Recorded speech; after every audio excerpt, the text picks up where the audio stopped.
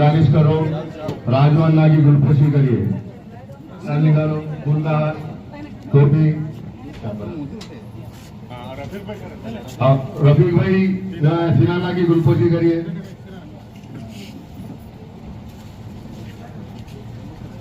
जरा उधर सामने उधर पर इधर टोकन लगता राडू पकड़ के दो ठहरो इधर मत करिए भैया जरा लेडीज को आने दो लेडीज को जरा लेडीज इंशाल्लाह पहला उधर रख दो है ना फंसी लेडीज की लेकर नहीं गिरा चलो हम आगे बढ़ो अरे बड़ा आगे बढ़ो हटो जरा बच्चे टोकन वाले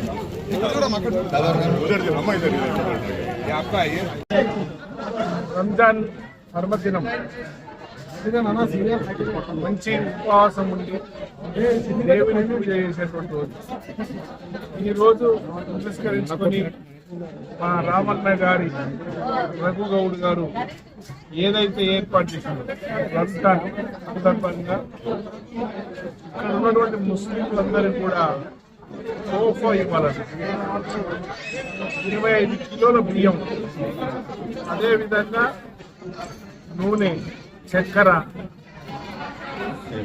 సేమియా, పప్పు అన్ని కూడా కిలో చొప్పున బ్రహ్మాండంగా 1000 మందికి ఇస్తా ఉన్నాం. ఎందుకు ఇస్తుంటే ప్రేమతో. చాలా రోజుల నుంచి తను నిత్యం ప్రతి సంవత్సరం ఇచ్చేవాడు.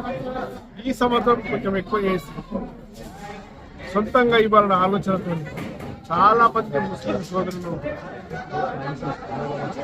పేదవాళ్ళు, ఆ పేదవాళ్ళకు కూడా అందాలన్న ఆలోచనతో ప్రభుత్వం మేడ్చల్కు ఏదైతే డివిజన్ ఉందో ఈ డివిజన్కు 250 మందికి ఇస్తా ఉన్నాం. 250 మందికి ఇస్తే ఇక్కడ దాదాపు 1500 కుటుంబాలు ఉన్నాయి ముస్లిం. నేను మా తమ్మిని ఏం కోరుతా ఉందంటే భగవంతుడు చల్లగా చూడాలని. ఇలాంటి ఆలోచన అందరికీ రాదు.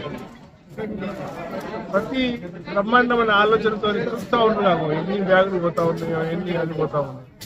కనుక భగవంతుడిని మనం ఒకటే కోరుకుందాం.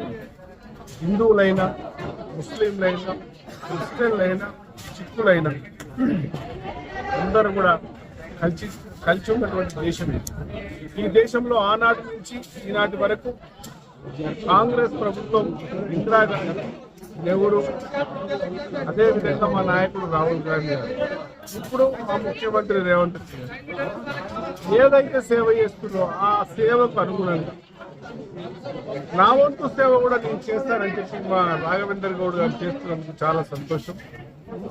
అందరూ కూడా ప్రజల ఆలోచన చేయాలి, పేదవాళ్ళ కోసం ఆలోచన చేయాలి. మా గౌరవ ముఖ్యమంత్రి గారు ఇంద్రమ్మ ఇల్లు ఇస్తా ఉన్నాం. అదేవిధంగా స్కూల్లో మధ్యాహ్నం భోజనం పెడతా ఉన్నాం. ఇదొక భాగం, ఇదొక భాగం. ఇది రంజాన్ మాసం ఏదైతే ఉందో మంచి దినమేవాళ్ళు వీళ్ళందరూ కూడా ఉపవాసం ఉండి ఈ దేశం బాగుండాలి, ప్రజలందరూ కూడా బాగుండాలని ఉపవాసంతో చేస్తున్నటువంటి దీక్ష. మనం ఎట్లయితే అయ్యప్ప పూజ చేస్తాము, ఎట్లయితే హనుమాన్ మాల వేస్తాము, అదేవిధంగా వాళ్ళు కూడా రంజాన్ మాసంలో ఉపవాసం చేసుకుంటారు. వాళ్ళందరికీ ఏదో ఒక సాయం చేస్తున్నందుకు చాలా సంతోషం. ఆ భగవంతుడు అతన్ని కుటుంబాన్ని చల్లగా చూడాలని చెప్పి మరి రాబోయే రోజులలో ఇంకా కూడా చాలా మంచి మంచి కార్యక్రమాలు చేయాలి.